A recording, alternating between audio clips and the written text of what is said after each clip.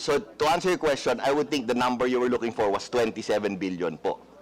Mentioning this, Madam Chair, because apektado po yung serbisyo, no? Sa aking pag-iikot, and I personally experienced this, napakarami pong hospital ayaw nang tumanggap ng mga pasyente pag PhilHealth ang pinag-uusapan. And then marami rin mga doctors, marami rin mga nurses, marami mga empleyado, hindi na raw po nababayaran ng hospital dahil ang laki ng utang ng PhilHealth sa kanila. We will completely, hopefully, or very high percentage po, within 90 days, no? Yung 27 billion po, you can, pwede yung, naka-record naman to, diba? So, within 90 days po, we will try to pay a very high percentage of the 27 billion.